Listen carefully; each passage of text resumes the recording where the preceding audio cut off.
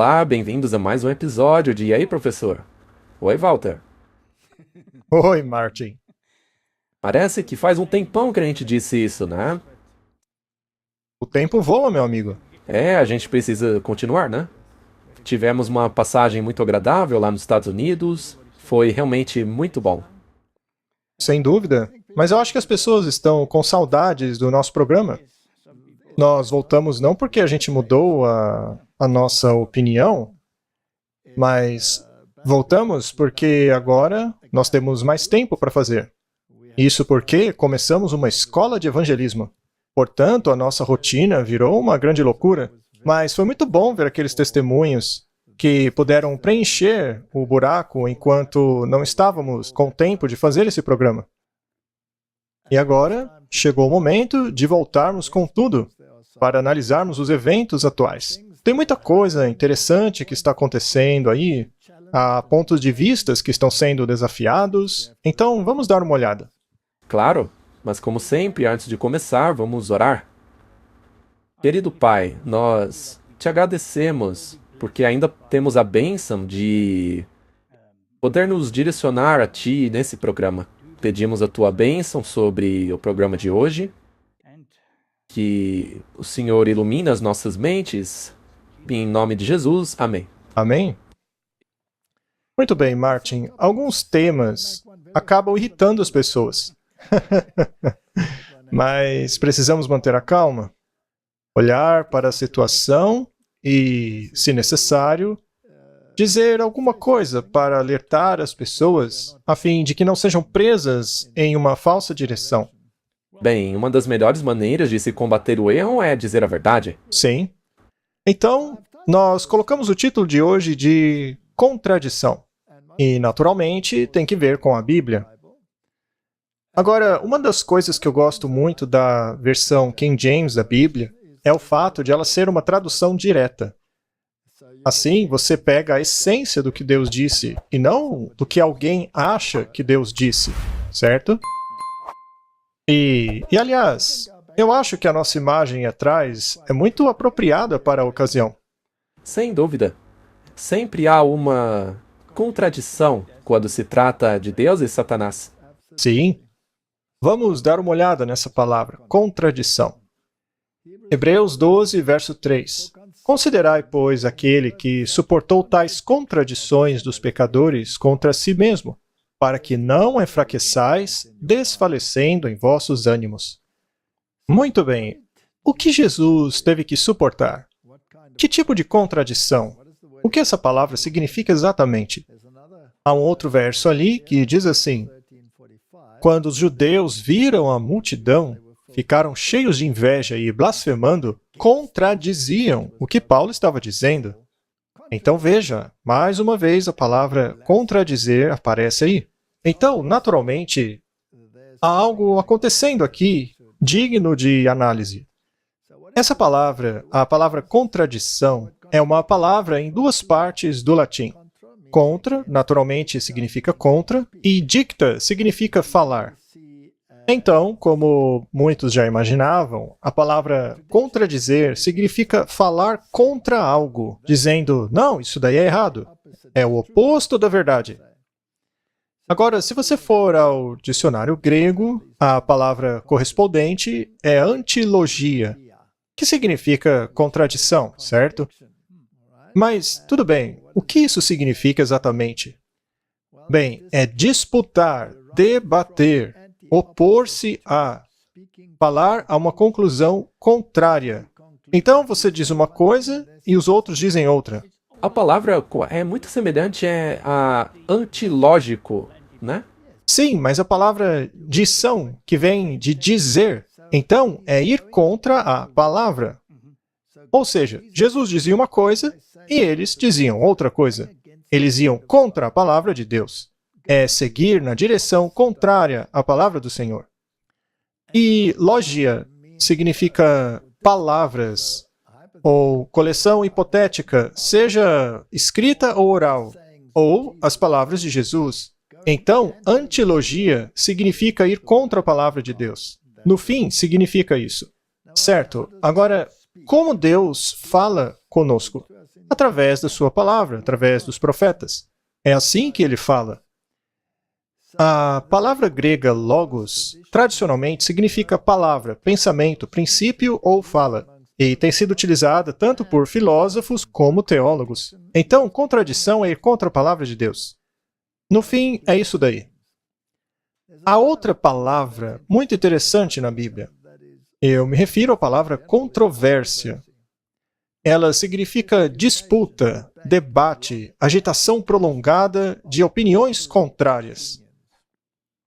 Então, você concordaria que há uma grande controvérsia entre Cristo e Satanás? Sem dúvida alguma. São os dois opostos. Eles têm opiniões contrárias. E cabe a nós fazermos uma escolha.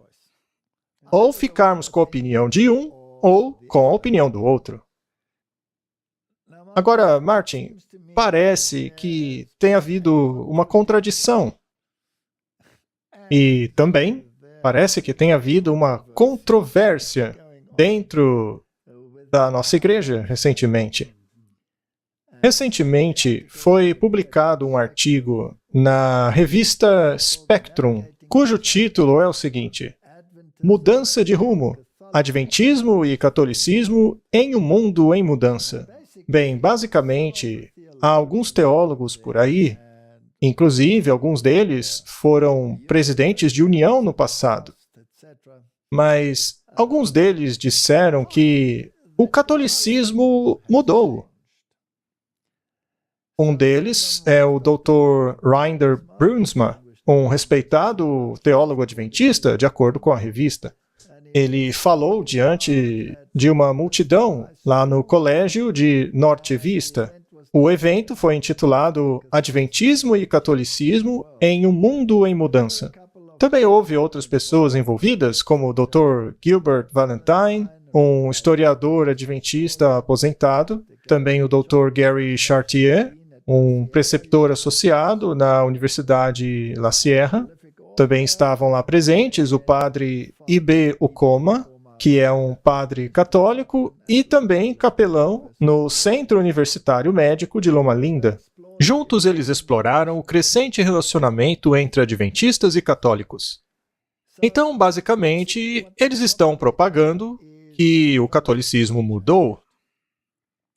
Estão dizendo que nós estamos nos apoiando em pontos de vista ultrapassados.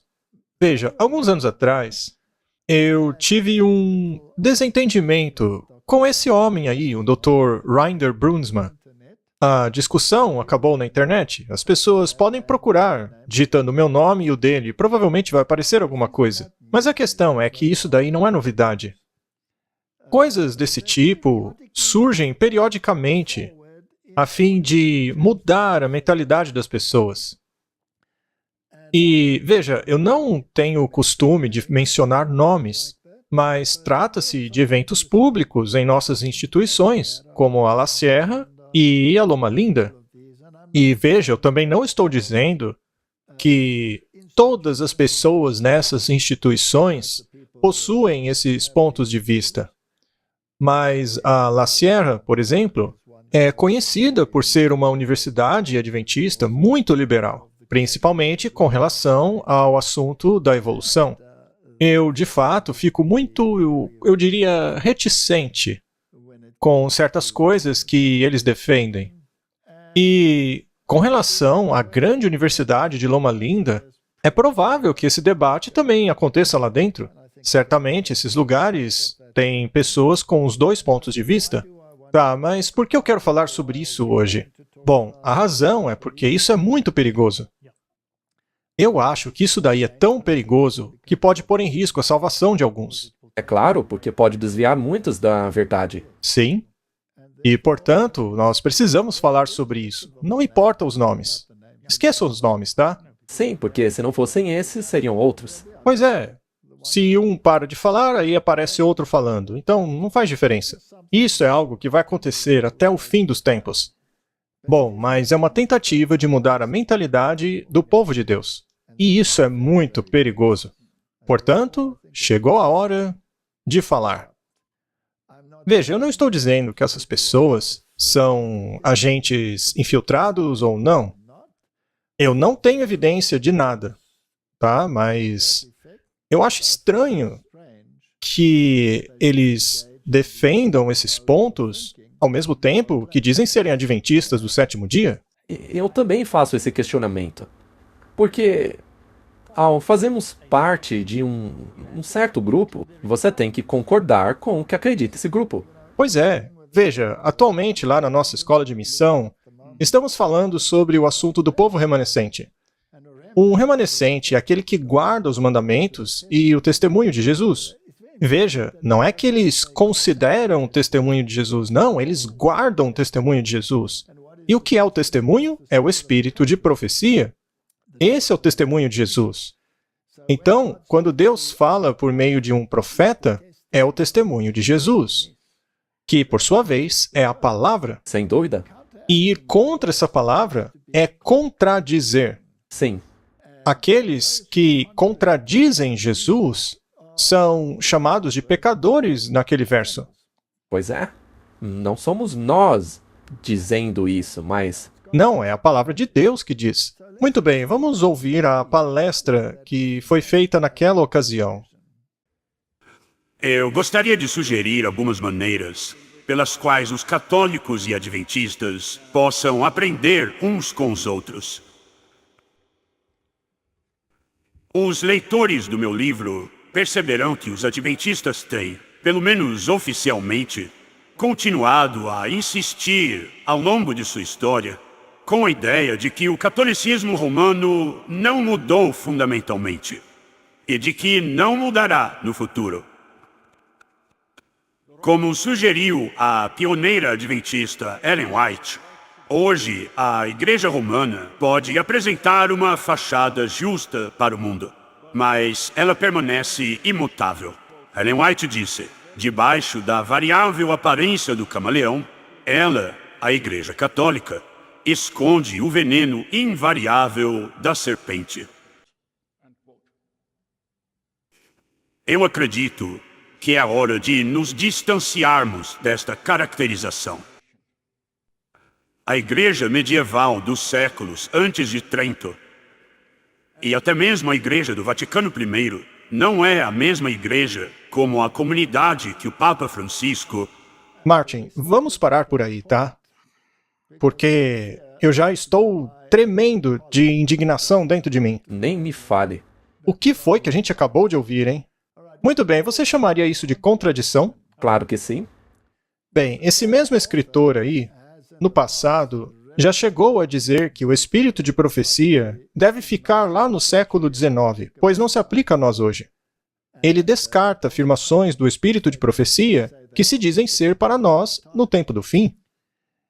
Então, Martin, quando eu vejo um negócio desse aí chamado mudança de rumo, eu me pergunto, o catolicismo romano mudou mesmo?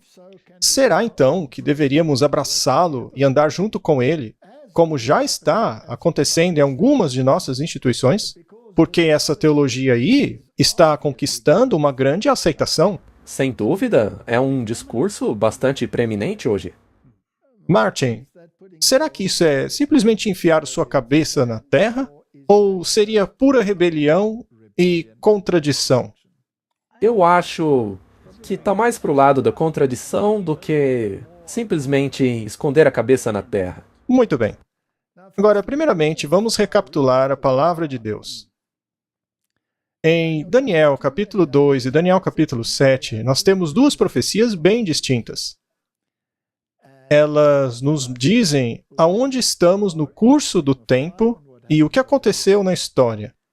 Em Daniel capítulo 7, nós viajamos ao longo dos reinos. O leão representa a Babilônia, o urso a Medopérsia, o leopardo de 4 cabeças representa a Grécia, e a besta terrível de 10 chifres dá lugar a um chifre muito preeminente entre seus olhos. Esse chifre seria diferente dos outros. Ele seria muito respeitado pelo mundo. Agora, essa profecia específica é tão incrivelmente precisa que o Grayton Guinness disse em seu livro que ela é como uma chave, que não serve mais nenhuma outra fechadura. Ela simplesmente se recusa a encaixar em outros lugares. Isso porque as características desse poder do chifre pequeno cabem unicamente ao papado e mais a nenhum outro poder. E essa era a opinião de todos os reformadores da época. Isso porque esse chifre surgiu a partir da quarta besta de Daniel, ou seja, só pode ser Roma. Ele também surgiu em meio aos 10 chifres da besta, o que significa que é um poder europeu. É um poder que surgiu a partir de Roma, depois que Roma pagã foi dividida em 10 partes, de acordo com o verso 24. Então, somente a partir desses versos, já sabemos que esse poder do chifre pequeno é um poder europeu. Também sabemos quando ele surge, que é após a divisão do Império Romano. Também sabemos que ele é diferente de todos os outros. Isso porque ele também é um poder eclesiástico. Sim, um poder religioso. Exato. Ele se torna maior do que os outros. Então ele cresce de uma pequenez até se tornar maior do que os outros. Verso 20. 3 reinos precisaram ser derrotados para que ele pudesse governar plenamente: os Érulos, os Visigodos e os Ostrogodos. Isto está no verso 20.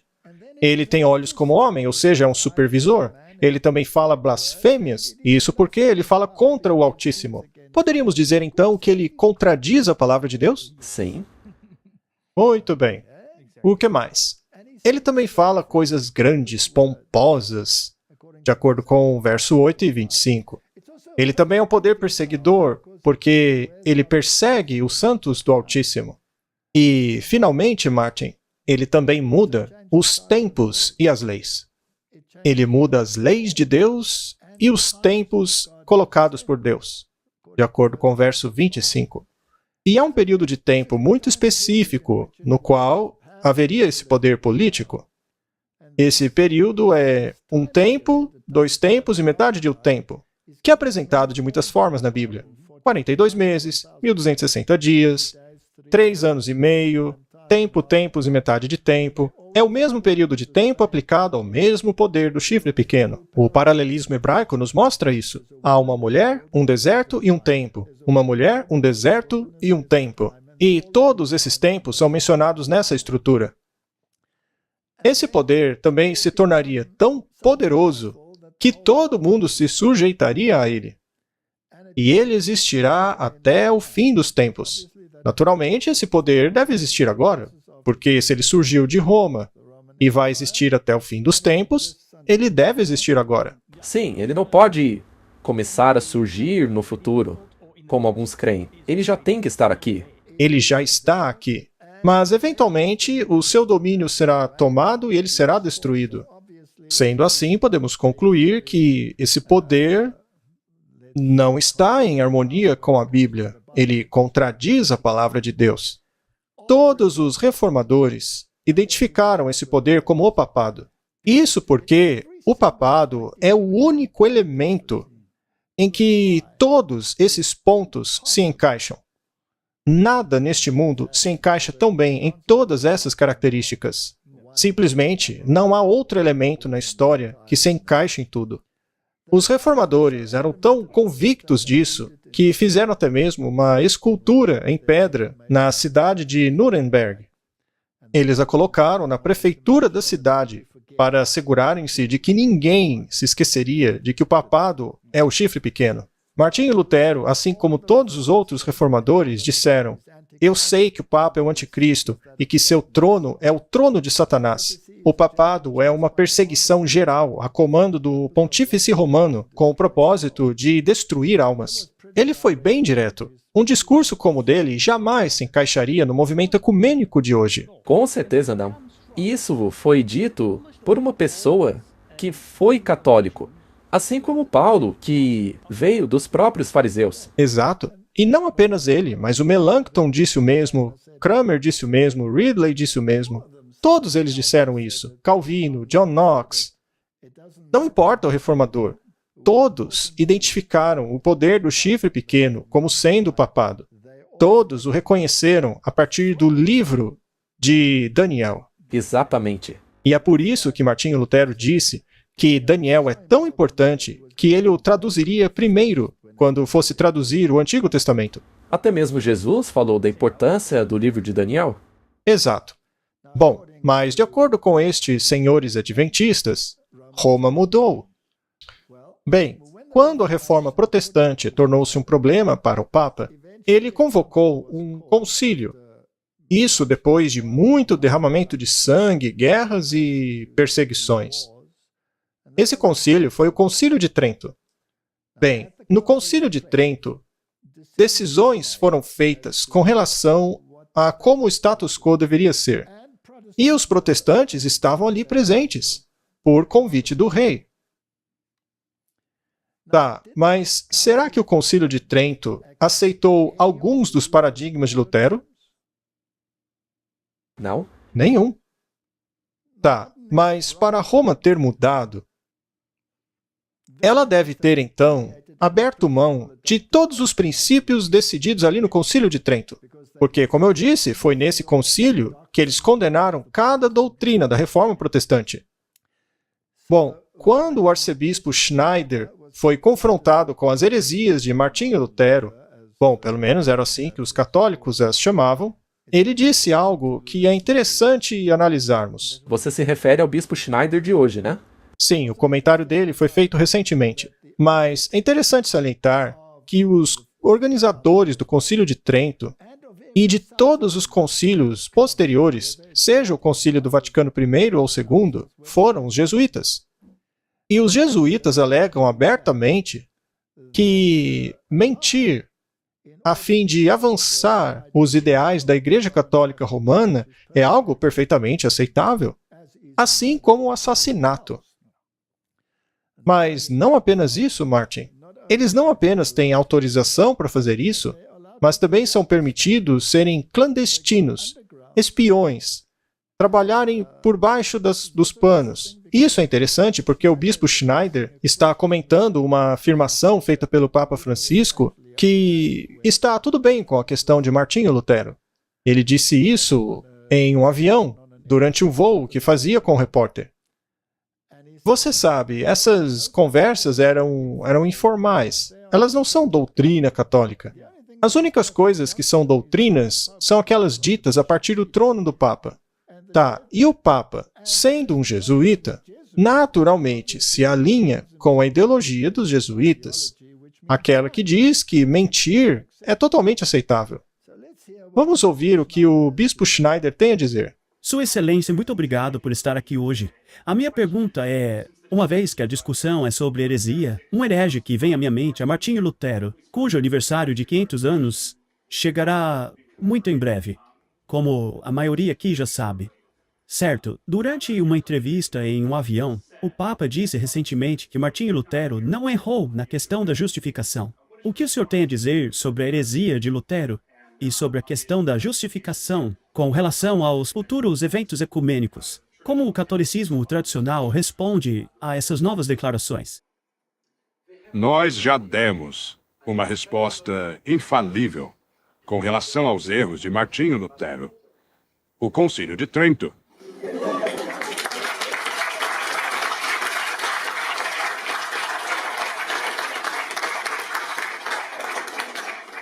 O ensino do Concílio de Trento com relação aos erros de Lutero são infalíveis, ex cátedra.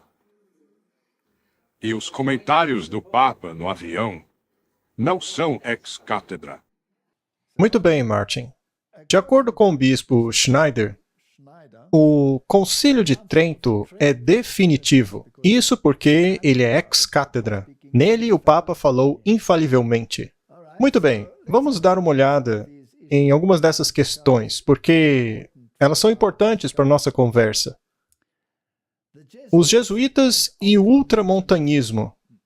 O ultramontanismo é o conceito de todo o poder em um homem. Esse título aí costumava ser um título de zombaria do papado. Ultramontanhês, o outro lado da montanha. Mas ele acabou se tornando algo positivo. Eles pegaram o lado negativo e positivaram, criando o conceito de todo o poder em um homem. No século XVII, o ultramontanismo tornou-se intimamente associado aos jesuítas, que defenderam a superioridade dos papas acima dos concílios e reis, até mesmo questões temporais. Então, dentro da Igreja Católica Romana, o ultramontanismo atingiu a vitória sobre o conciliarismo. Ou seja, você não pode ser conciliador, você não pode fazer concessões. A palavra do Papa tem que ser absoluta. Nem mesmo Deus pode contradizer o que o Papa disse.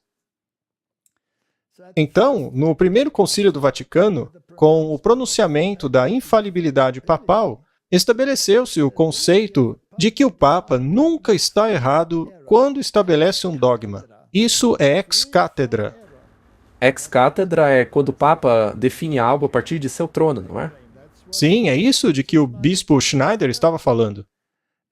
E da supremacia papal, ou seja, da jurisdição suprema, total, imediata e universal do Papa. Outros cristãos, que não estavam em comunhão total com Roma, chamaram isto de o triunfo daquilo que é a heresia do ultramontanismo. Declarar a si mesmo infalível é igualar-se a Deus. E isso é uma heresia. E é isto que defende a Igreja Católica Romana. E se algo foi dito ex cátedra, então virou dogma, não pode mais ser mudado. E se este é o caso, como então Roma pode mudar? É impossível. Não é? Não faz sentido. É claro como o sol. Muito bem. Se eu digo algo a você, você simplesmente não pode me dizer que o que eu estou dizendo é errado. É isso mesmo.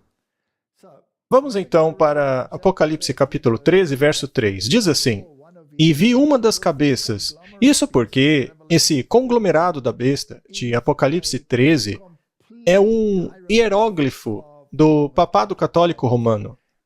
É idêntico ao poder do chifre pequeno. A besta apenas nos apresenta mais alguns detalhes. Ela recebeu uma ferida mortal como besta, ou seja, como entidade política. Então, em certo ponto, ela parece perder o seu poder político, mas não eclesiástico.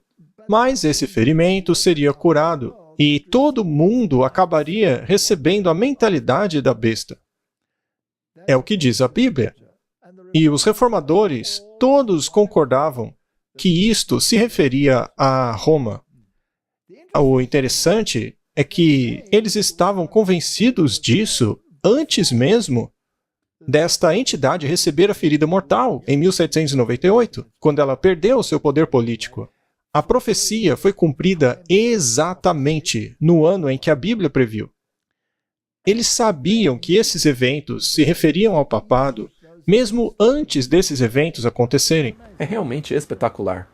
Um pouco antes disso acontecer, o próprio Wesley disse que deveria estar muito próximo já, porque o período de tempo estava acabando. Aquele pessoal era fantástico. Eles acertaram na mosca. Muito bem. Então, os jesuítas foram chamados para combaterem a reforma protestante, não importa o que custasse, até mesmo se fosse necessário assassinato, personificação, seja lá o que for. Eles se tornaram os mestres das universidades da Europa, os educadores de presidentes e da elite do mundo. E eles foram ordenados em 1540 pelo Papa Paulo III. Aí você vê eles recebendo as suas ordens de marcha. Portanto, estes eram alguns dos sentimentos da época.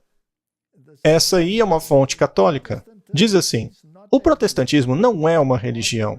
Nunca foi uma religião. O máximo que se pode dizer dele é que é uma forma de estupro, de roubo, mascarado de religião. Se você for à igreja principal dos jesuítas lá em Roma, verá a estátua da Igreja-mãe destruindo Calvino e Lutero, ao lado desse menininho aí do lado, rasgando a Bíblia traduzida por Martinho Lutero. Eles fizeram um voto de destruí-la. Eles juraram destruí-la. Então, no Concílio de Trento, quais doutrinas foram reafirmadas como ex cátedra? Ou seja, infalíveis, né? Sim, infalíveis. Foram a transubstanciação, ou seja, A ideia de que aquele pão do padre literalmente se torna o corpo de Cristo, tornando assim a missa um sacrifício perpétuo, a repetição do exato sacrifício de Cristo. No entanto, a Bíblia diz que por um sacrifício ele foi aperfeiçoado para sempre. E eu pergunto, essa doutrina aí, Roma voltou atrás com ela? Não. Claro que não. Número 2. Justificação pela fé e obras. Eles dizem a você que chegaram a um acordo, mas eles apenas mudaram a terminologia de apenas pela fé para apenas pela graça. A gente já explicou isso muitas vezes aqui. Então, o que eles assinaram, essa declaração conjunta sobre justificação, o que os protestantes assinaram, na verdade, é uma doutrina católica. As palavras desse documento foram escolhidas com muito cuidado. Número 3. A missa medieval foi mantida. No entanto, Jesus instituiu a cerimônia da Santa Ceia como um símbolo do sacrifício completado, porque por um sacrifício ele foi aperfeiçoado de uma vez por todas. Quarto, os 7 sacramentos foram confirmados. Bom, no pensamento católico, um sacramento é salvação. Então, o batismo, por exemplo, é um sacramento. Se você não é batizado, você não entra dentro da esfera da salvação. Então, a Igreja Católica Romana inventou algo chamado de limbo, para onde iam os bebês que morriam sem serem batizados, já que não podiam ir ao purgatório para queimar a fim de pagar por seus pecados. Então, eles iam para o limbo. Mas acabou que o Papa Bento, o predecessor do Papa Francisco, excluiu o limbo. Aí eu me pergunto, o que teria acontecido com todos os bebês que os outros papas tinham mandado para lá? Mas é como foi dito, essa ideia de limbo nunca foi ex cátedra. Então eles podiam acabar com ela. Já o purgatório, não. O purgatório é ex cátedra. Certo? O celibato foi mantido, apesar do apóstolo Paulo dizer lá na Bíblia que é o anticristo que proíbe o casamento. Curiosamente, a única instituição religiosa que faz isso é a Igreja Católica Romana. A doutrina do purgatório foi mantida. Bom, a doutrina do purgatório diz, literalmente, que você é quem paga pelos seus pecados, até mesmo os que foram perdoados. Portanto, Cristo nunca carregou sua culpa. Isso é pura doutrina jesuíta. Nós chamamos essa doutrina de esotérica, uma doutrina interna dos jesuítas. Mas, do lado de fora, eles diminuem para que o mundo de fora não aceite que eles, na verdade, não concordem com a expiação. E o purgatório é a confirmação de que eles não acreditam na expiação de Cristo, porque seria no purgatório que você paga pelos seus pecados. As indulgências foram reafirmadas. Com elas você pode pagar? Pagar para sair do purgatório. Somente o Papa pode te liberar do purgatório, nem mesmo Deus pode. Somente o Padre pode. E essa doutrina é tão diabólica, ela é tão antibíblica, mas ainda assim é ex cátedra. É infalível. É infalível, não pode mudar. Por definição, ela não pode mudar. E o poder papal crescia ao lhe ser dado autoridade para exercer os decretos e exigir que oficiais da igreja prometessem obediência a ele. E depois, no primeiro concílio do Vaticano, ele foi declarado infalível, colocando um selo sobre o que eles estavam dizendo. Isso é praticamente um tapa na cara. É blasfêmia? Sim, é blasfêmia. Mas o que diz o catecismo jesuíta? Veja só que coisa impressionante. Pergunta, mas e se o Papa ordenar algo que seja contrário às Santas Escrituras? Isso não é contradizer, Martin? Sem dúvida. Resposta, as Escrituras devem ser jogadas de lado. Uau. Não colocadas de lado, Martin, mas jogadas de lado. Não é à toa que, no passado, chamaram a Bíblia de áspide e venenosa. Pergunta, quem é o Papa? Resposta, ele é o vigário de Cristo, Rei dos Reis, Senhor dos Senhores. Existe apenas um assento de julgamento pertencente a Deus e ao Papa. O Papa se acha Deus, Martin. Isso é blasfêmia. Não há uma descrição melhor. E este é o catecismo jesuíta. Eu sempre disse que os jesuítas... Bom, eu não vou dizer essa definição agora porque provavelmente isso me colocaria em encrencas, né? Mas eles são os... Mas não é uma citação? Sim, foi outra pessoa que disse. Ah, então você pode dizer. Eles são os campeões do papado, Martin. Ou seja, eles utilizavam todos os métodos diabólicos para conseguir o que queriam. Eles foram uma desgraça para a humanidade, uma afronta a Deus até os dias de hoje, na minha opinião e na opinião de milhares de historiadores. É isso aí. E tenho certeza que o espírito de profecia concorda com isso. Exato. Vamos analisar um pouco mais o Catecismo de Maguire.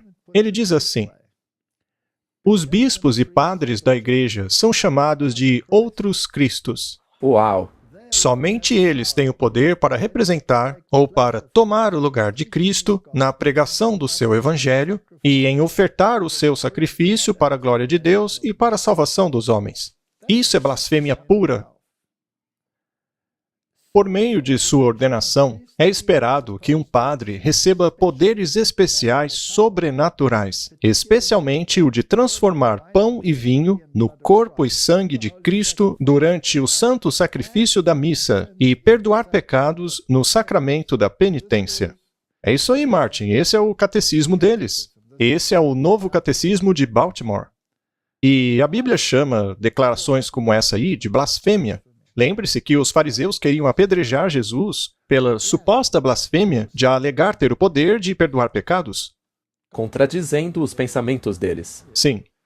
Mas será que eles se satisfizeram em contradizer tudo que a reforma protestante descobriu? Não. Não. Eles acrescentaram algo a mais. Em 1854, declararam Maria como sendo imaculada. Isso é incrível, Martin, porque eles declararam Maria como sendo imaculada para que Jesus pudesse ter nascido dela. Isto significa que ela não tinha pecado. Significa que ela estava num estado de perfeição. Mas sem o derramamento de sangue, não há remissão de pecados.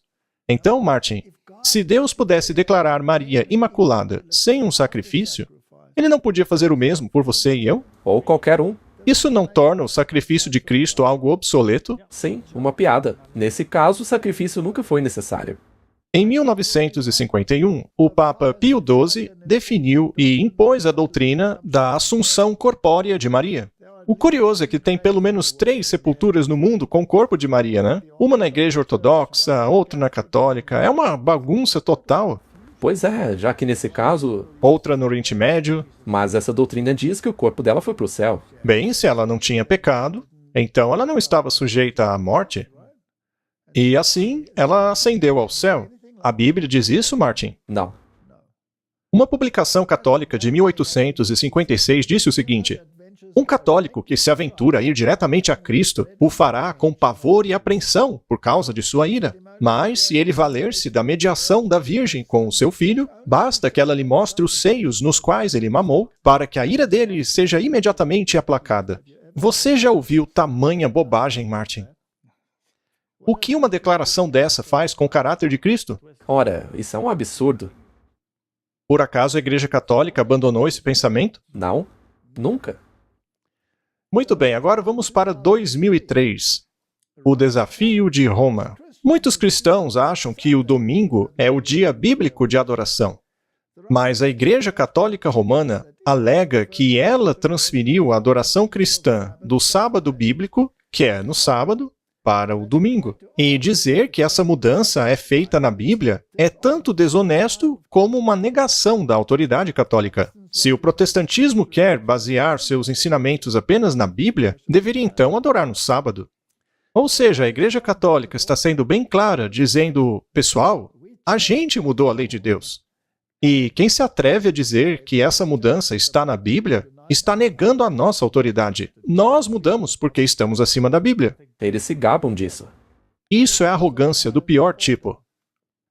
Outras doutrinas que vieram das mentes dos jesuítas são o preterismo e o futurismo. Por que inventaram isso, Martin? Para tirar o foco do verdadeiro anticristo, o verdadeiro inimigo. Mas quem identifica claramente quem é o anticristo? A Bíblia. Então, se você contradiz a Bíblia, você está contradizendo Jesus Cristo.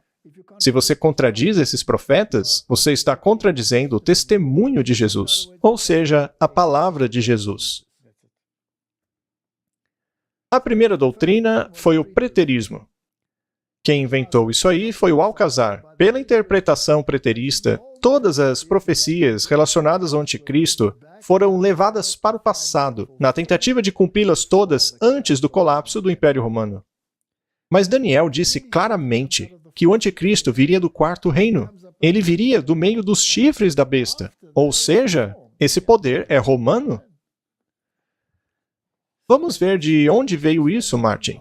Alcazar, um jesuíta espanhol, valendo-se de uma dica de Victorinos, parece ter sido o primeiro, em 1614, a sugerir que as profecias apocalípticas não valiam para depois da derrubada do paganismo por Constantino. Sendo assim, é comum dizer que o jesuíta espanhol Alcazar, em seu Vistatio Arcani Sensus in Apocalipse, foi o fundador da escola preterista. Certa vez eu debati com um pastor protestante que ainda acreditava que o anticristo foi o antigo rei grego Antíoco Epifânio. Eu expliquei que isso é impossível, porque a Bíblia diz que o anticristo viria da quarta besta. Então só pode ser romano. Ele surgiu da divisão desse império até os dias de hoje. E ele não pôde contra-argumentar isso. Ainda assim, ele insistiu em contradizer a palavra de Deus, dizendo que era o tal rei grego. Isso não é uma contradição? É claro.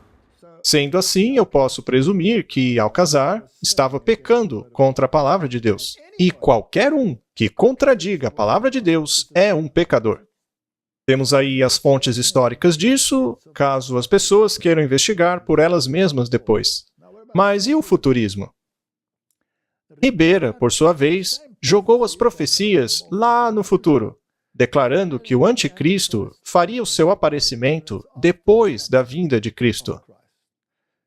Ribera publicou um comentário em 1585 contendo essas ideias. É claro, Martin, que essas ideias foram modificadas depois. Acrescentou-se a elas o arrebatamento secreto, mas enfim, uma doutrina joga o anticristo para o passado, para que ninguém se preocupasse com isso após a reforma, e a outra doutrina o joga no futuro, quando o mundo cristão supostamente já teria sido tomado por Cristo, ou coisa assim. Neste caso, o anticristo só aparecerá para agir entre os infiéis. Isso, então todos os ensinos dos reformadores foram anulados com essas doutrinas.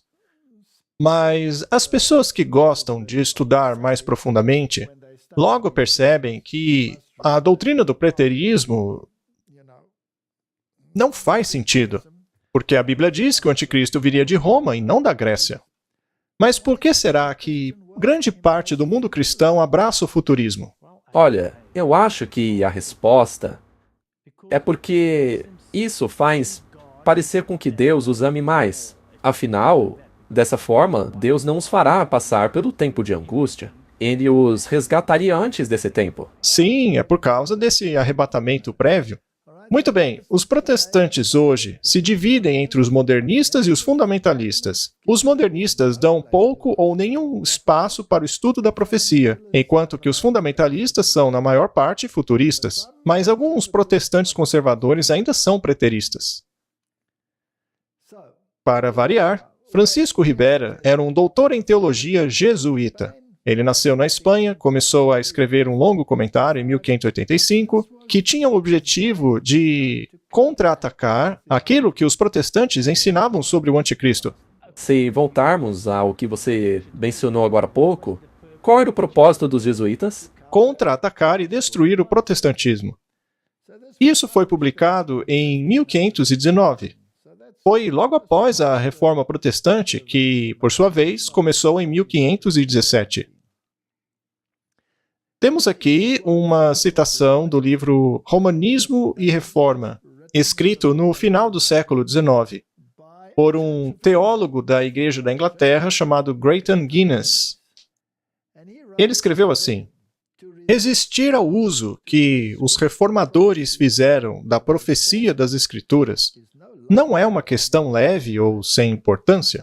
Sendo assim, eu gostaria de sugerir aos nossos antagonistas modernos e contraditores que não é coisa leve e sem importância contradizer o que os reformadores disseram nessa questão. O sistema de interpretação profética, conhecido como futurismo, realmente resiste a esse uso. Ele condena a interpretação dos reformadores, condena a visão de todos esses homens, de todos os mártires, de todos os confessores e testemunhas fiéis de Cristo durante longos séculos. Condena os albigenses, os valdenses, os wyclifitas, os russitas, os lollardos, luteranos, calvinistas, condena a todos, e em um ponto sobre o qual todos concordavam. Uma interpretação das Escrituras que eles incorporaram em suas confissões solenes e selaram com o seu sangue. Isso se aplica a nós hoje ou não passa de história antiga? Claro que não, e se você diz que não, você está contradizendo isso daí 100%. Você está contradizendo a reforma protestante. E também está dizendo que a reforma não veio de Deus. Exato. Vai ver, a reforma veio do diabo, porque há apenas dois lados com relação a essa questão. Isso é muito assustador, porque quando você começa a chamar aquilo que é de Deus de coisas do diabo, você passa a cometer o pecado contra o Espírito Santo. Isso é muito perigoso de se fazer. É por isso que precisamos falar sobre isso. Qualquer um que siga por esse caminho torna-se culpado da mesma ofensa. O livro de Apocalipse faz uma advertência muito severa e uma grande bênção àqueles que o leem. Mas se você o contradiz, fogo virá do céu e o destruirá por isso. Outro indivíduo que lidou com essas doutrinas foi um nome chamado Bellarmine. E como vocês já podem imaginar, ele era um jesuíta. Um dos mais conhecidos apologetas jesuítas publicou uma obra entre 1581 e 1593, intitulada aquilo ali embaixo que vocês estão vendo, com relação a pontos de disputa entre a crença cristã contra os hereges do seu tempo, no qual ele também nega o princípio dia-ano em profecias e jogou o reino do anticristo para um futuro período de 3 anos e meio literais. Martin, isso é destruir a interpretação profética. É destruir as diretrizes dadas pelas próprias Escrituras. É contradizer a palavra de Deus. E é algo muito perigoso de se fazer. Bom, agora eu queria ler o parágrafo de um livro. Eu vou ler esse parágrafo porque um desses senhores envolvidos nesse ataque moderno contra a reforma protestante ficou muito ofendido com o fato de eu dizer que as sociedades secretas estão envolvidas no nosso contexto atual. Veja só o que diz o livro The Grand Design Exposed. Diz assim: a verdade é que os jesuítas de Roma aperfeiçoaram a maçonaria para ser a sua ferramenta mais magnífica e eficaz, para assim servir os seus propósitos entre os protestantes. Martin, existem muitos maçons envolvidos no protestantismo. Existem muitos Robert Schulers por aí no mundo. Muitos dos pregadores de mega-igrejas pelo mundo estão associados à maçonaria. O Norman Vincent Peale era um maçom de 33º grau, e ele foi mentor do Billy Graham, etc, etc. A lista é interminável. Portanto, esta afirmação não pode ser considerada apenas uma teoria da conspiração. Vamos agora ao espírito de profecia, ver o que ele tem a dizer. E lembre-se, aquele senhor mencionou o espírito de profecia. Aquele texto que compara o papado ao camaleão. Mais tarde falaremos sobre isso. Vamos olhar outros textos por enquanto. O papado é exatamente aquilo que a profecia declarou que seria: a apostasia dos últimos tempos. Suas doutrinas não deixam isso claro, Martin? Por acaso, qualquer uma delas foi repudiada por eles? Não. Faz parte de seu comportamento assumir um caráter que melhor ajude a cumprir o seu propósito. Mas, sob a variável aparência do camaleão, ele esconde o veneno da serpente. Foi esse parágrafo que ele mencionou. Não somos obrigados a manter a fé e guardar promessas a hereges, diz o papado. Ora, mas ele pode até mentir, não é? Afinal, ele não disse coisas lá no avião para o repórter que no fim não valeram de nada? Deveria então esse poder, que por 1000 anos escreveu os seus registros com o sangue dos santos, ser reconhecido como parte da Igreja de Cristo? Direto ao ponto, né? A igreja que se apega à palavra de Deus está irremediavelmente separada de Roma. No passado, os protestantes se afastaram dessa igreja apóstata, porém têm se aproximado dela cada vez mais, seguindo por um caminho de reconciliação com a igreja de Roma. Isso foi retirado da Review and Herald e foi escrito em 1886. O Ryder Brisman disse que escritos como esse devem ficar para trás, serem descartados. Roma nunca muda. Martin, eu queria que eles percebessem que Roma não pode mudar porque ela se considera infalível. Ela não pode mudar sem quebrar toda a sua própria teologia. Os princípios dela não foram alterados em nada. Ela não tem diminuído a distância entre si mesma e os protestantes. Ora, claro que não, porque os protestantes têm feito isso, né? E por qual razão têm os protestantes de hoje feito isso? É a rejeição da verdade bíblica que faz com que os homens se aproximem da infidelidade. É uma igreja em retrocesso que diminui a distância entre si e o papado. E essa é a religião que os protestantes estão começando a olhar com tanto favor e que, eventualmente, será unida ao protestantismo. Nós precisamos de coisas como essa em nossas próprias fileiras? Não, é claro que não. Se... Isso aí é uma profecia. Sim, é uma profecia. E tornou-se realidade. Sim, com certeza. E se você torna-se parte do cumprimento desta profecia, você tem que abrir os olhos para ver bem onde está pisando. Correto? Essa união, no entanto, não será efetivada por uma mudança no catolicismo, pois Roma nunca muda. Ela reivindica infalibilidade. É o protestantismo que mudará. A adoção de ideias liberais por parte dele o levará a um ponto onde poderá apertar as mãos do catolicismo. E Martin, se acontece dentro da nossa igreja, então chegou a hora de falar e alertar as pessoas. Se você quer evitar o fogo, então, meu amigo, é bom ficar longe desse tipo de teologia. O povo de Deus é chamado para expor a perversidade do homem do pecado. Neste tempo mesmo em que vivemos, o Senhor chamou o seu povo e deu a eles a mensagem para denunciar a maldade do homem do pecado. E não tornar-se conciliatório com ele em concílios ecumênicos, não é? A gente não precisa ler tudo, mas é suficiente dizer que deve ser mostrado às pessoas o que podem esperar do poder do papado. Portanto, quando as pessoas perguntam pra gente, por que vocês falam tanto sobre isso? Ora, porque é uma questão de vida ou morte. E o pior é ouvir essas contradições de pessoas que conhecem a verdade. Sim. Se alguém está disposto a falar coisas como aquela, que deixe a nossa igreja e se una ao Papa. Sim, torne-se logo um cardeal, como aconteceu com Newman.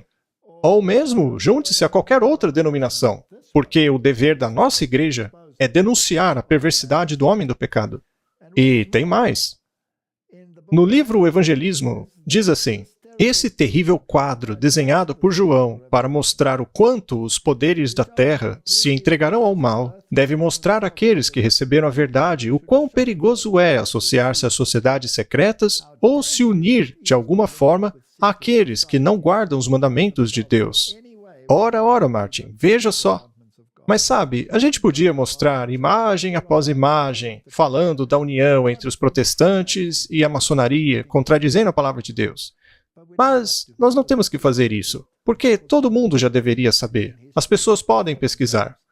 Mas, de acordo com esta declaração, as sociedades secretas não estão envolvidas nesse grande conflito do Apocalipse? Claro. Outra citação do livro Grande Conflito. O papado que os protestantes estão hoje tão prontos a honrarem é o mesmo que governou o mundo nos dias da Reforma Protestante. Quando homens de Deus se levantaram diante do perigo de perderem suas próprias vidas, a fim de exporem a iniquidade do papado, ele exibiu o mesmo orgulho e arrogância que exibiu diante de reis e príncipes, clamando as prerrogativas de Deus. Seu espírito não é menos cruel e despótico hoje do que quando esmagou a liberdade dos seres humanos e matou os santos do Altíssimo. Eles não negaram essa afirmação? Sim, porque para eles isso aí não passa de velharia. Já não deve mais ser seguido. Não é estranho? Eu me pergunto, o que os jesuítas, que fermentaram todas essas revoluções da história e acabaram com qualquer contradição a eles, diriam sobre essas questões? Eu simplesmente não posso ver nenhuma maneira de a Igreja Romana livrar-se da acusação de idolatria.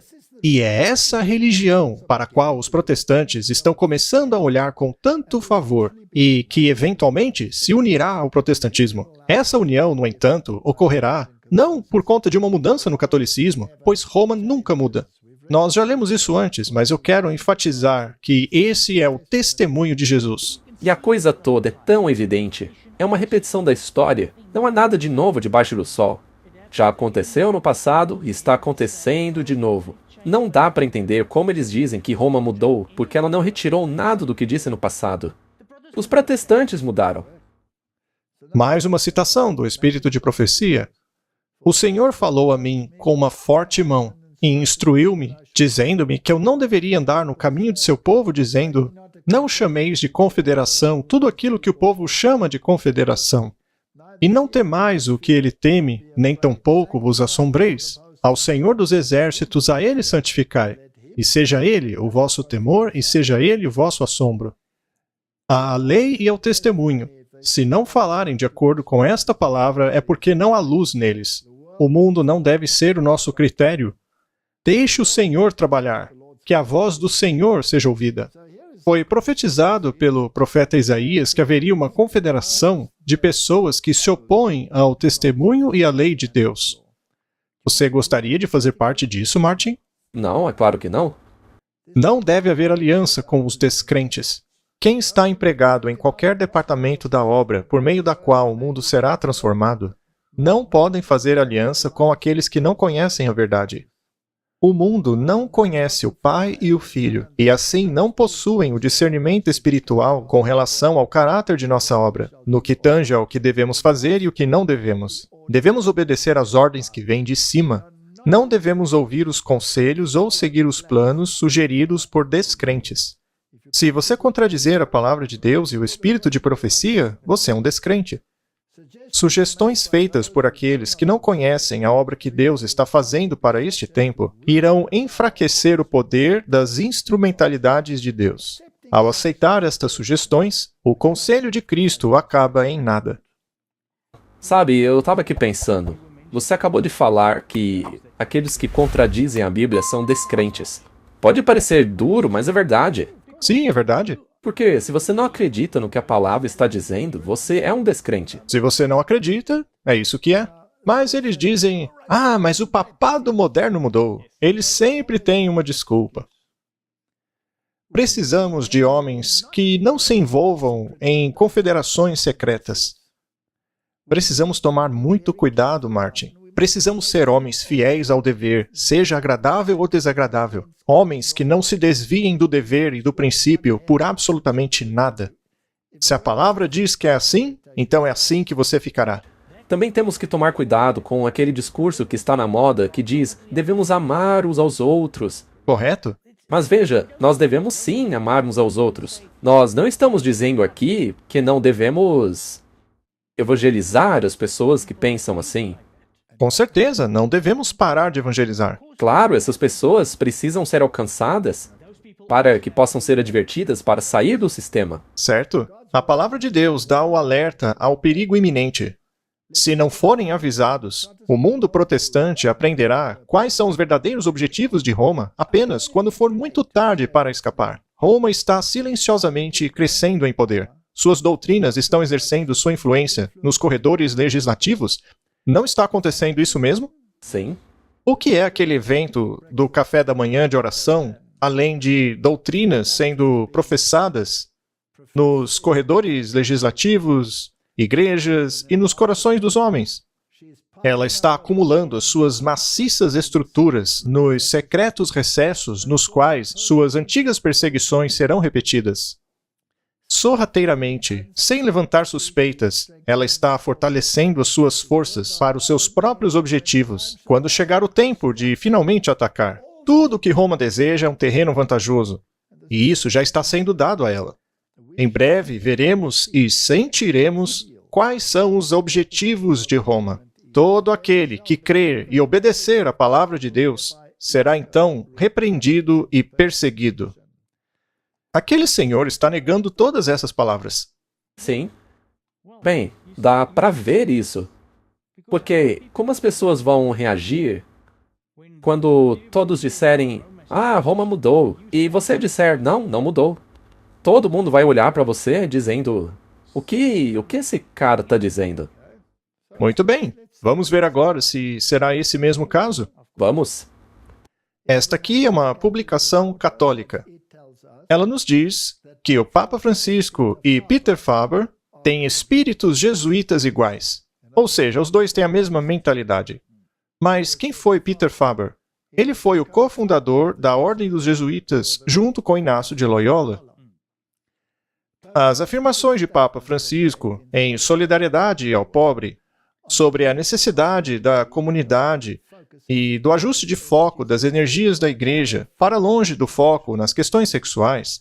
Ou seja, Martin, vamos esquecer essa história aí de escândalo sexual. Isso aí já passou. Continuando. Pode parecer chocante para alguns. Esta é uma imagem muito diferente da imagem do papado em tempos recentes. Em Paris, o Faber também encontrou Inácio de Loyola. Ele ensinou Inácio a respeito da filosofia aristoteliana. Você está lembrado que a besta tem o corpo grego, enquanto Inácio formou a espiritualidade de Faber. Sob a guia de Inácio, Faber dominou os exercícios espirituais. Em 1534, ele foi ordenado um padre, e mais tarde, naquele ano, em 15 de agosto, ele e mais 6 homens, incluindo Inácio e Francisco Xavier, fizeram votos como os primeiros membros do que se tornou a Ordem dos Jesuítas. E, segundo o artigo, o Papa Francisco tem a mesma mentalidade dos fundadores da Ordem. Curioso é que essas pessoas aí foram instruídas a destruir o protestantismo, mesmo por meio de assassinato e tortura em suas inquisições. E, segundo o artigo, o Papa Francisco tem esse espírito. Ele tem o mesmo espírito, mas todos acham que o Papa é um velhinho bonzinho. Bem, vamos perguntar aos jesuítas de hoje como devemos entender o papado. Esse é professor de teologia moral, Richard M. Gula. Ele diz que a lei natural é central à teologia moral da Igreja Católica. É o tipo de raciocínio que a fé informa. Talvez a maior característica da moralidade tradicional católica é a de que a Igreja pode ensinar uma moralidade que é aplicável sempre, em toda parte e para todo mundo, uma vez que se baseia na lei natural como base do seu ensino. Isso é filosofia grega. A vantagem de se usar a lei natural é que a Igreja mostra grande respeito à bondade humana. O que a Bíblia diz a respeito da bondade humana? Que não há ninguém que faça o bem. A Bíblia diz que o nosso coração é desesperadoramente perverso. Sendo assim, Martin, nós precisamos de uma moralidade externa a nós, uma moralidade imputada, e não uma vinda de um homem como Papa. De jeito nenhum. Não é à toa que a teologia deles torna o homem em Deus, como eles mesmos dizem. Continuando. A Igreja também confia na capacidade humana de discernir e escolher o que é certo. Ou seja, praticamente deuses. Essa é uma das primeiras mentiras de Satanás. Exato. Você pode saber o que é certo sozinho, você não precisa de Deus para isso. Além disso, através da lei natural, a Igreja pode direcionar sua discussão e suas alegações sobre a correção ou incorreção de ações específicas para todas as pessoas de boa vontade, e não apenas para aquelas que compartilham suas convicções religiosas. Ou seja, ela se julga juíza de todos. É ela que decide o que é certo e errado, e não Deus. A Igreja continua dizendo: uma das grandes desvantagens de tal abordagem é que ela pode facilmente entregar a moralidade cristã para a filosofia moral, quando crenças religiosas não fizerem de fato uma diferença em alegações morais. O magisterium, ou seja, a hierarquia da Igreja Católica Romana, o Papa e os seus bispos. O magistério recorreu à lei natural como base para seus ensinamentos relacionados a uma sociedade justa, comportamento sexual, prática médica, vida humana, liberdade religiosa e a relação entre moralidade e lei civil. Ou seja, todos os aspectos da vida. Quem decide tudo para você? O magistério. Os líderes da Igreja Católica. Em qualquer caso, o desenvolvimento da tradição da lei natural entre os pensadores cristãos não deve ser tanto às Escrituras quanto à influência da filosofia grega e do direito romano. Eles mesmos admitem. E esse é o pensamento jesuíta. Ora, será que eles mudaram? Isso foi escrito em 89. E contradizem Deus. Esses pecadores estão contradizendo Deus. Continuando. Uma pessoa é sempre obrigada a seguir o julgamento de uma consciência apropriadamente informada. O que deve informar a sua consciência, Martin? Bom, deveria ser a Bíblia e o Espírito Santo. Deveria ser. Mas, de acordo com eles, isso daí cabe ao magistério. Exatamente. A informação ocorre na comunidade ao recorrer a várias fontes de sabedoria moral. Eu me pergunto, sabedoria moral de quem? Na igreja, o magistério é uma fonte de autoridade moral. Bem, parece que esse magistério tolerou todas as perversidades sexuais dentro da Igreja Católica que viraram manchetes de jornal nas últimas décadas, né? Que coisa triste. Seus ensinamentos são um fator muito importante, embora não exclusivo, na formação da consciência e no julgamento moral de uma pessoa. Recorrer à autoridade faz parte de uma vida responsável. Ao recorrer a uma autoridade, acreditamos que será mais correto sobre essa questão do que a nossa própria vontade, ou a de qualquer outra pessoa a quem podemos recorrer. Mais correto do que o próprio Deus e sua palavra, Martin? Isso não é contradizer a palavra de Deus? Claro que é. O texto-chave para entender uma resposta leal ao ensinamento magisterial está no número 25 da Lumen Gentium. Inacreditável. O que mais eles dizem? Em questões de fé e moral, o bispo fala em nome de Cristo, e os fiéis devem aceitar os seus ensinos e obedecê-los com convicção de alma. Ou seja, o Papa e os seus bispos falam e você obedece. Como se eles fossem Deus. Como se fossem Deus. Essa submissão religiosa da vontade e da mente deve ser demonstrada de maneira especial à autoridade autêntica de ensino do Pontífice Romano, mesmo quando ele não está falando ex cátedra. Agora ele está contradizendo aquele outro cara. Ah, Martin, Roma mudou? Nunca. Esse cara acabou de enfatizar que Roma não mudou. Ela nunca mudou. Continua arrogante e despótica, como sempre foi. Em meu tratamento sobre a formação da consciência, destaquei que o caráter é formado na comunidade. Isso é lei natural, Martin.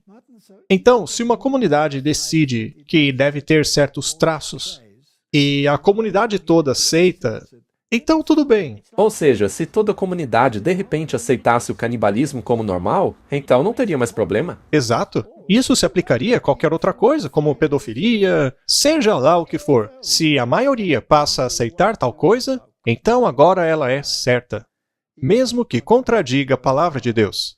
Muito bem. Continuando. Destaquei que o caráter é formado na comunidade ao comprometermos nossa liberdade com um objeto particular de lealdade e, em seguida, ao internalizar as imagens, rituais, tradições, etc., que a comunidade moldou para atribuir significado ligado a esse objeto de lealdade.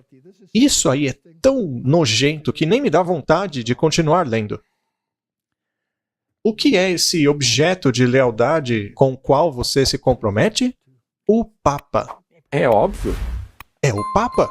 É como ele mencionou na outra parte ali, é o Pontífice Romano. Então vamos chamá-lo de o Santo Padre. Que blasfêmia! Roma mudou? Não mudou. Piorou. Sim, porque agora os protestantes estão dando de mão dadas com ela. E eles leem uma coisa horrorosa dessa e simplesmente jogam debaixo do tapete. Continuando. O que significa consentimento religioso ou submissão da vontade e da mente com relação às coisas morais? Isso aí é puro linguajar jesuíta. Consentimento religioso ou submissão quer dizer que tal esforço e apropriação são motivadas pela convicção de que Jesus comissionou a Igreja para ensinar e que o Espírito guia a Igreja na verdade. Francis A. Sullivan, um eclesiólogo da Universidade Gregoriana em Roma.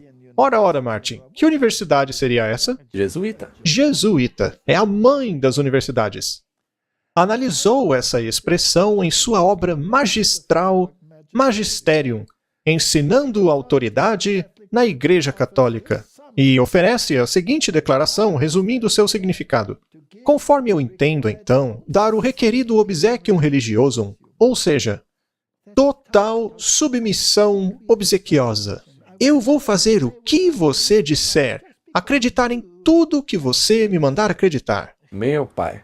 Ao ensinamento do magistério ordinário, significa fazer um esforço honesto e sustentado para superar qualquer opinião contrária que eu possa ter, e alcançar um assentimento sincero da minha mente a esse ensinamento. É como eles disseram, jogue de lado a Bíblia e faça um esforço para desacreditar a Bíblia e aceite o que estes apóstatas ensinam. Ou seja, jogue sua consciência no lixo. Roma mudou? De jeito nenhum. Martin, isso não te irrita? Eu não vou dizer irritado, mas isso me deixa indignado. Sim, o que deixa a gente indignado é que eles estão contradizendo a palavra de Deus. Se você é uma pessoa sincera e está presa nisso, por favor, acorde. Vamos ler mais uma afirmação. Este é o texto oficial do Diretório Catecístico Nacional de 1978, compartilhando a luz da fé. Diz assim: é a tarefa da catequese, ou seja, convencer aquela pessoa que está estudando, obter o assentimento a tudo o que a Igreja ensina, pois a Igreja é o guia indispensável para a completa riqueza do que Jesus ensina. Ao enfrentar questões que dizem respeito à dissidência em relação ao ensino não infalível da Igreja, é importante que o catequista tenha em mente que a presunção está sempre a favor do magistério. Não importa se o que eles digam é ex-cátedra, se não é, não importa. Eles sempre têm razão, só diga amém. Somente um sistema de silogismos rigorosos que não deixam espaço para o elemento pessoal. Ou seja, Martin, você não pode pensar por si mesmo. Apenas aceite. Não questione. É exatamente como era na Idade Média. E é como os jesuítas continuam pensando. Aceite tudo como se fosse um cadáver. Obedeça como um cadáver. É por isso que eles não queriam que as pessoas lessem a Bíblia, para que ninguém desenvolvesse a opinião pessoal. Sim, jogue a sua opinião pessoal no lixo, pois isso garante a certeza sobre conhecer e fazer o que Deus exige e permite. Ou seja, obedeça ao Papa e tá tudo certo. Roma mudou? Não. Na verdade, Roma se tornou mais arrogante. Vamos agora ao Segundo Concílio do Vaticano. Afinal, é por causa deste concílio que os nossos ilustres teólogos dizem que Roma mudou, não é? Vamos levantar a pergunta. O Concílio Vaticano II mudou o posicionamento da Igreja Católica estabelecido no Concílio de Trento? Olha, eu já vou dar a resposta. Não. Não. Ora, porque ensina exatamente a mesma coisa. E não podia mudar mesmo, porque eles são infalíveis. É mesmo? Eu esqueci disso. Não se esqueça, eles são infalíveis, Martin. Neste concílio, vemos o Papa sendo carregado como sempre foi. Mas parece que os papas modernos não querem mais isso, porque hoje já não pega muito bem. Então eles o fazem de outro jeito. Às escuras. Às escuras. Às vezes em plena luz mesmo. Enfim, Martin. Os nossos ilustres cavalheiros dizem que Roma mudou. Abandonou a sua teologia ultrapassada. Bem, será mesmo? Vamos perguntar para a própria Roma? Vamos perguntar a Roma. O Segundo Concílio do Vaticano mudou a doutrina da Igreja Católica e isso aí foi retirado da própria página do Vaticano. Resposta.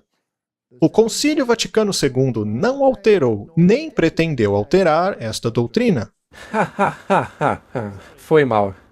Ora, Martin, não ria. Eu queria mandar isso daí para aquele adventista. Não adianta. Ele vai deletar. Ele vai deletar porque ele já tem feito isso há décadas. Ele já tem feito isso. Na verdade, a desenvolveu, aprofundou e explicou. E nós acabamos de ler como eles de fato desenvolveram essa doutrina. Pare de pensar e apenas obedeça. Fim de história. Isso foi exatamente o que João 23 disse no início do concílio. O Papa Paulo VI afirmou isso e comentou no ato de promulgar a Constituição Lumen Gentium, que acabamos de mostrar aqui, inclusive. Não há melhor comentário a fazer do que dizer que esta promulgação realmente não altera nada da doutrina tradicional. Martin, não dá para ser mais claro que isso. Ou aqueles senhores não sabem ler, ou ignoram isso de propósito. E aí, o que você acha? Eu espero que eles não saibam ler. Certa vez, aquele senhor me acusou de chamá-lo de jesuíta. Mas eu nunca fiz isso, porque naquela época eu nem o conhecia. E eu não quero chegar ao ponto de acusá-lo disso, mas me parece que ele está sendo propositalmente ignorante. O que Cristo quis, nós também queremos. O que foi, ainda é. O que a igreja ensinou ao longo dos séculos, nós também ensinamos. Em termos simples, aquilo que era assumido agora é explícito. Aquilo que era incerto agora está esclarecido. Aquilo que foi meditado, discutido e às vezes debatido, agora está reunido em uma única formulação clara. Olha, eu vou resumir tudo. Nós não mudamos, mas vocês são tão idiotas que vocês mudaram e nem mesmo percebem. E desde o início, Roma disse que os protestantes tinham que mudar, que voltarem para ela. Puxa, perfeito, Martin. É isso aí, caso encerrado. Roma não mudou. Certo. E quem foram os arquitetos do Vaticano II? Um deles foi Karl Rahner. E quem foi ele? Ora, foi um jesuíta. Um dos teólogos mais importantes do século XX, Karl Rahner, nasceu em março de 1904. Ele foi o quarto de 7 filhos, filho de um professor universitário local e de uma devota mãe cristã. Em 1922, Karl seguiu seu irmão mais velho, Hugo, entrando na comunidade jesuíta. Como um noviço jesuíta, Rahner foi formado nos exercícios espirituais de Inácio de Loyola, ou seja, espiritismo. Não tem nada que ver com a Bíblia. Se você quer saber mais sobre formação espiritual, dê uma olhada nos nossos materiais sobre isso. Os Jesuítas e a Contra-Reforma, parte 1 e 2. Lá nós explicamos melhor. Essa formação teve uma influência duradoura em seu desenvolvimento espiritual e intelectual. Eles não se interessam pela Bíblia. A religião deles é experimental. Muito bem, esse é Karl Rahner. E ao seu lado está um dos outros arquitetos, não vestido com uma roupa jesuíta, mas em terno e gravata. Trata-se do Ratzinger, que tornou-se Papa. Papa Bento XVI.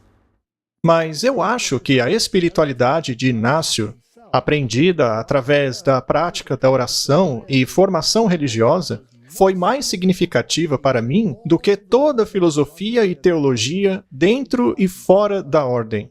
Uau! Então, a formação espiritual é mais importante do que a teologia ou filosofia. É como você fica quando passa por esse processo. Idiotizado. Você deve se lembrar que recentemente mostramos o vídeo do Steve Bannon, que foi para cadeia, e quando o Tucker Carlson perguntou a ele: "O que você fará agora que vai ser mandado para cadeia?" Ele disse: "Eu vou fazer os exercícios espirituais de Loyola." Correto? Em seus estudos, Rahner também tornou-se muito familiarizado com os pensamentos dos pais da Igreja, especialmente nos tópicos da graça, sacramento, espiritualidade e misticismo. Ele era um místico. Ele era um místico gnóstico. Veja, Ele se acha Deus na Terra. o misticismo é do diabo. Sim. E aqui estão eles, o Ratzinger e o Rahner. E qual era o lema dele? O lema dele era o seguinte: e veja, isso aí é retirado de uma fonte católica, tá? Ele dizia assim: Nosso Senhor deve conformar-se com o mundo, e não o mundo a ele. Inacreditável. Roma mudou no Vaticano II? Claro que não, nós temos que nos distanciar de qualquer coisa relacionada a eles. Muito bem.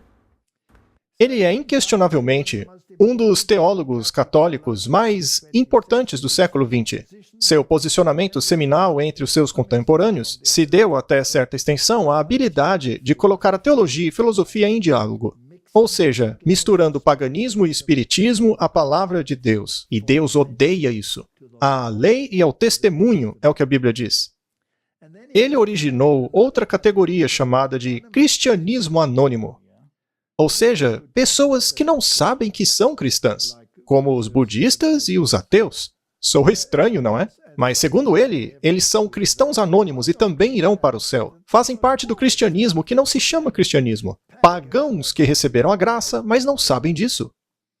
Isso abre as comportas da infidelidade para dentro do cristianismo. Como o Papa disse recentemente, todas as religiões levam a Deus. Todas. É o que ele diz. E ainda temos o pupilo dele, o Paul Nitter, que foi treinado e ensinado por Karl Rahner. Este senhor escreveu este livro, cujo título é uma pergunta: nenhum outro nome?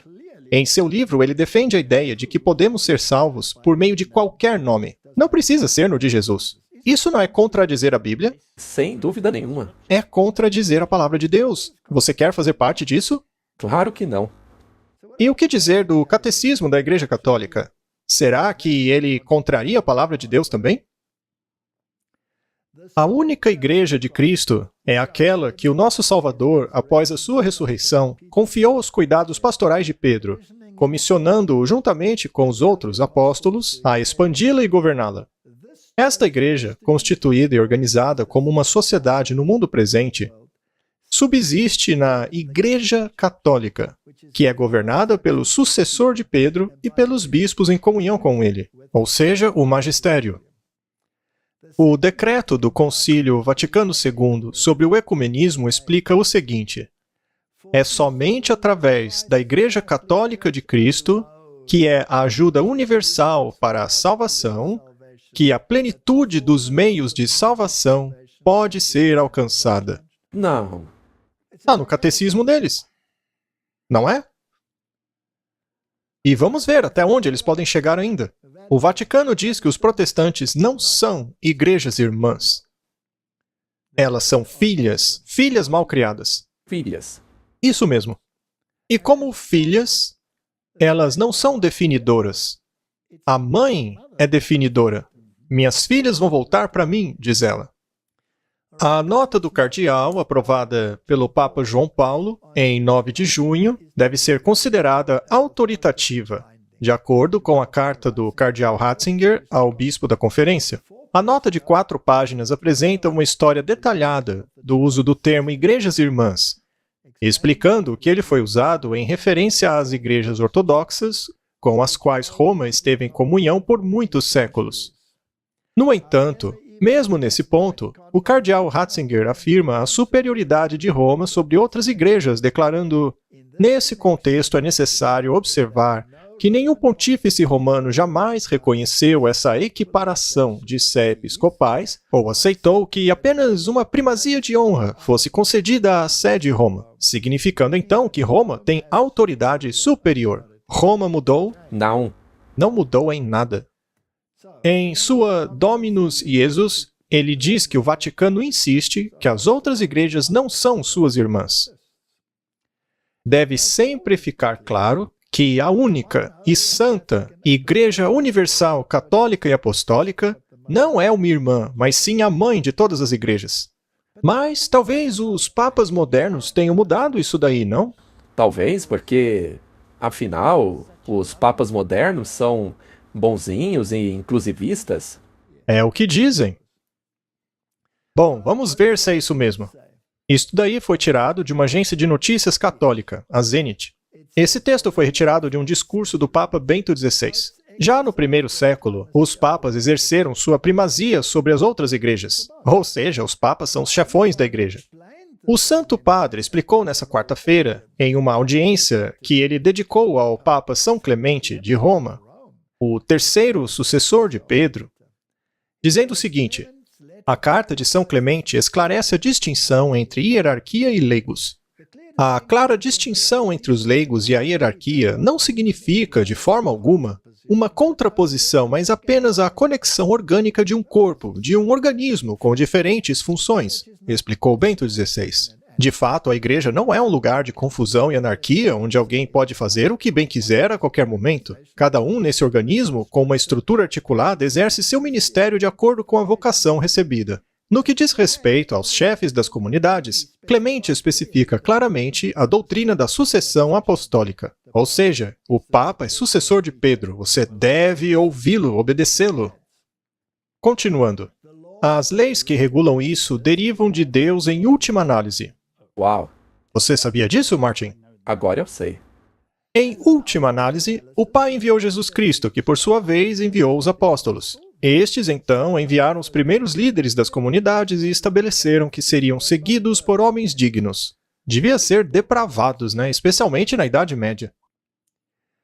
A Igreja é, acima de tudo, um dom de Deus e não uma criação nossa, afirmou o Papa. E, portanto, essa estrutura sacramental não apenas garante a ordem comum, mas também a precedência do dom de Deus de que todos precisamos. Para eles, o sacramento é a salvação? Isso. Portanto, a sua salvação depende de aceitar a autoridade do Papa. Isso não é diabólico, Martin. Eu achei que a gente tinha que aceitar Jesus Cristo para sermos salvos. É o que a Bíblia diz. E outros autores não confirmam isso daí? Temos aí outro jesuíta, o Malachi Martin. O pontífice é o único representante vivo de Deus entre os homens. O único, Martin. E está dotado de autoridade absoluta para ensinar a salvação de Deus conforme revelada através de seu Filho Jesus. Cristo, que foi e é o próprio Deus feito homem. O ensinamento católico sustenta que qualquer católico romano, qualquer cristão não católico ou qualquer não cristão de qualquer outra religião que recebe a salvação de Deus, a recebe por meio do ofício espiritual daquele único homem em Roma, Ele acha que... Ele acha que é Jesus. que é Deus. Sim. Ele acha que é Deus. Martin, essa é uma carta que foi escrita pelo secretário do Sínodo da Igreja Presbiteriana Livre da Escócia, o reverendo Donald MacLean, sobre o seu comentário a respeito do ecumenismo. Veja o que ele disse. Ele escreveu isso em 1988. Veja, o movimento ecumênico que você elogia é o maior desastre a afetar a igreja cristã neste século. Eu concordo. Você concorda? Ele reduziu as igrejas confessionais deste país a uma coleção de organizações sem sangue, sem espinha e sem estrutura, que mal conseguem emitir um gemido em favor de Cristo e sua verdade. Não é de admirar que o mal progrida como o faz, e que a escuridão espiritual se torne mais intensa com o passar dos anos. Você parece considerar um grupo de cristãos professos. E eu queria direcionar esse texto a todos aqueles que estão tentando trazer essa nova doutrina para dentro de nossa igreja. Você parece considerar um grupo de cristãos professos, de conduta sóbria e profunda espiritualidade de mente, como fanáticos e intolerantes. Se for assim, então os eminentes homens de Deus como John Knox, da Escócia, John Calvin e Martin Luther, no continente, e o arcebispo Cranmer, na Inglaterra, foram intolerantes em seus embates com os erros do papado. Nós estamos felizes em estar na companhia deles. Eu também concordo com isso. É mesmo? É como você disse. Eu acho que todas as pessoas que querem trazer o ecumenismo deveriam ver isso daí. Sim. Muito bem. Vamos ver o que diz o Papa atual. Afinal, ele é um homem de renovação, não é? Papa Francisco diz: a religião não deve ser confinada à consciência pessoal. Ou seja, você não pode decidir no que quer acreditar, certo? Rádio do Vaticano. O desenvolvimento ordenado de uma sociedade civil e pluralista exige que o espírito autêntico da religião não seja confinado à consciência pessoal, mas que seu papel significativo na construção da sociedade seja reconhecido, disse o Papa Francisco em suas observações ao presidente italiano. Embora independentes, a Igreja e o Estado compartilham a responsabilidade comum de atender às necessidades físicas e espirituais das pessoas. A quem devemos submeter nossa consciência? Ao Papa e à Igreja. Ao Papa e ao Magisterium. E ele está dizendo exatamente o mesmo do que lemos agora há pouco. A mesma coisa. Então não mudou nada. Isso mesmo. O Papa condena os fundamentalistas religiosos e a violência no Oriente Médio. E um grupo fundamentalista é um grupo que acredita literalmente na Bíblia, tá? E ele diz assim: um grupo fundamentalista, mesmo que não mate ninguém ou ataque ninguém, é violento. A estrutura mental do fundamentalista é violência em nome de Deus.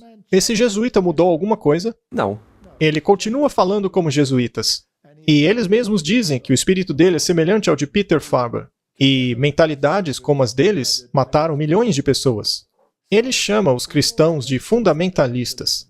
Um cristão fundamentalista é alguém que acredita na Bíblia. Exatamente. Mas ele chama isso de doença. Ele diz: seria a crença na interpretação estrita e literal da Bíblia uma doença?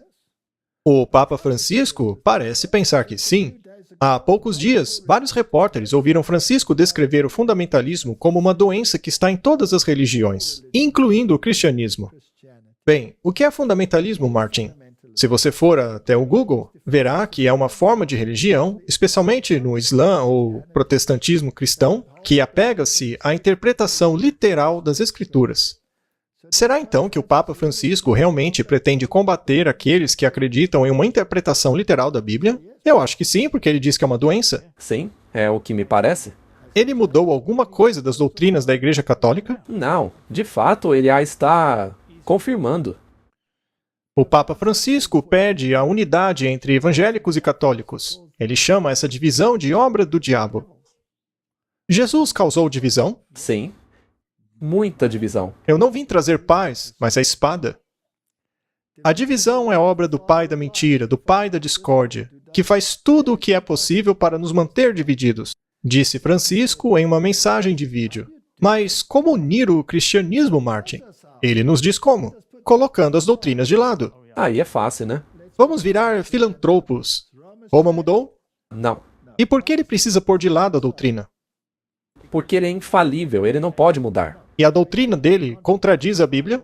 Contradiz. Sim, E todo aquele que concorda com o Papa Francisco está contradizendo a palavra de Deus e assim tornando-se inimigo de Deus.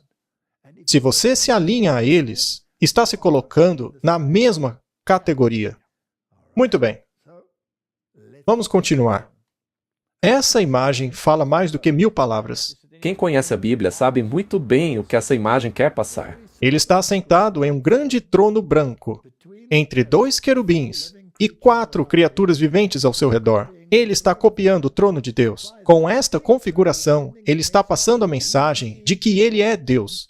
E cabe a você obedecê-lo. Ou você contradiz o que Deus disse, ou nós vamos nos livrar de você.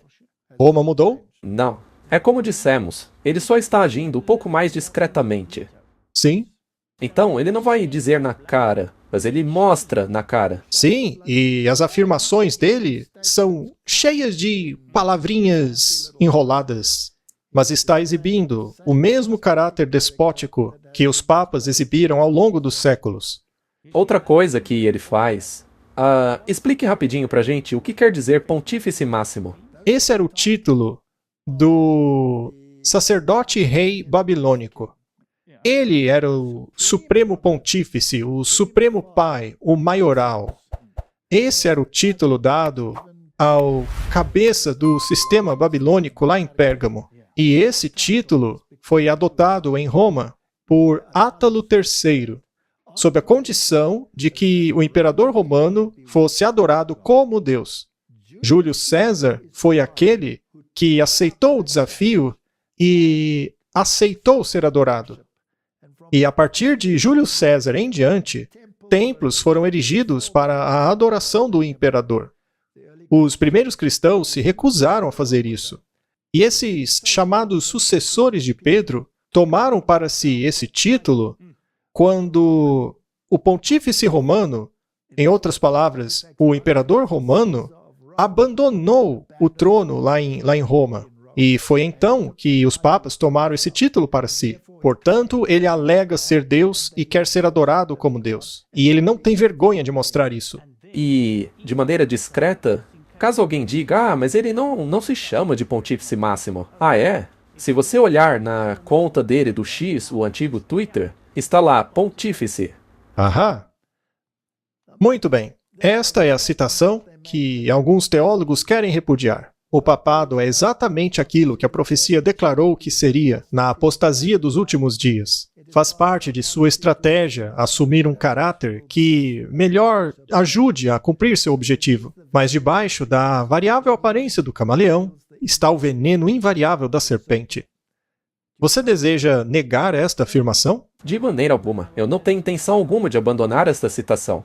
Não somos obrigados a guardar promessas a hereges, diz o papado. Mas eles não fizeram isso? Sim, mas eles não estavam falando ex cátedra. Assim, eles podem mentir, né? Deveria este poder, que por 1000 anos escreveu seus registros com o sangue dos santos, ser agora reconhecido como parte da Igreja de Cristo? Além de negar Jesus e a expiação, te obrigam a pagar pelos seus próprios pecados. E ainda se dizem deuses. Quando a religião de Cristo for mais desprezada, quando sua lei for mais desrespeitada, então nosso zelo deve ser o mais caloroso e a nossa coragem e firmeza as mais inabaláveis. Permanecer em defesa da verdade e da justiça quando a maioria nos abandonar, lutar as batalhas do Senhor quando poucos forem os campeões, esse será o nosso teste. Nesse momento, devemos buscar calor no frio dos outros, coragem na covardia deles e lealdade na traição deles. Eu assino embaixo. Eu também. Vamos orar. Querido Pai, estamos presenciando uma grande apostasia surgindo, ameaçando atrair milhões de pessoas para o abismo. Senhor, eu peço que abra os corações e mentes do seu povo, para que possam crer nos profetas e serem estabelecidos. Em nome de Jesus, amém.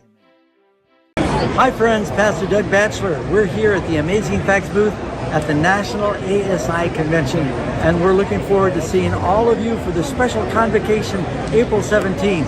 We hope that you'll come with a smile, and be praying for the event. Hola mis queridos hermanos de Brasil.